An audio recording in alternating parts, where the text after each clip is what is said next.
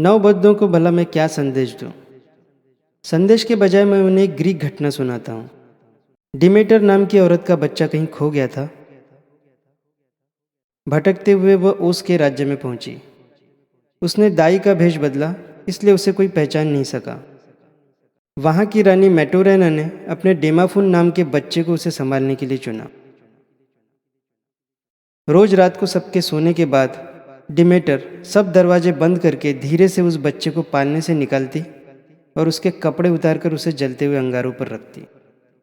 यह बहुत ही अजीब बात लगती है, पर हकीकत कुछ और ही थी। उस बालक को वह अपना बच्चा समझती थी और उसे सबसे ताकतवर बनाना चाहती थी, एकदम देवता के जैसा। धीरे धीरे जलते अंगारों को सहन करने की शक्ति उस बालक में विकसित हुई। कई दिन गुजरे, उसमें कुछ दिव्य, तेजस्वी और अलौकिक अंश विकसित होने लगा। पर एक रात को अचानक उसकी माँ रानी मेटोरेना उस कमरे में दाखिल हुई। अपने बच्चे को जलते अंगारों पर देखकर उसने डिमेटर को जोर का धक्का दिया और बच्चे को तुरंत उठा लिया। उसे बच्चा तो मिल गया सही सलामत, पर उसने एक अलौकिक पुत्र और उस राज्य के होने वाले सबसे ताकतवर भावी राजा को खो दिया। इस घटना से क्या संदेश मिलता है? यही कि जीवन की कठिनाइयों का सामना किए बिना देवत्व मिलना असंभव है। इसलिए कमजोर व्यक्ति को ताकतवर बनने के लिए कठिन संघर्ष, मेहनत और त्याग की अग्नि परीक्षा से गुजरना होगा। अपना भविष्य बनाने के लिए उनको वर्तमान के सुख और आराम का त्याग करना चाहिए। इस ग्रीक घटना से अधिक महान संदेश और क्या हो सकता है?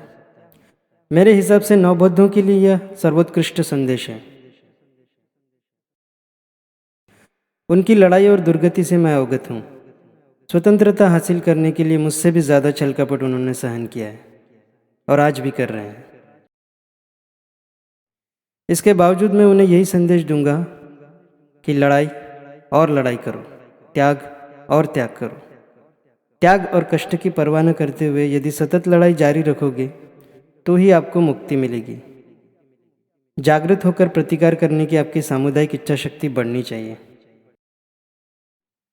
अपना कार्य पवित्र है, इस बात का आपको विश्वास होना चाहिए। अपना ध्येय हासिल करने के लिए आपने संगठित होकर संकल्प करना चाहिए। जिन लोगों में हमारा जन्म हुआ है उनका उद्धार करना हमारा कर्तव्य है।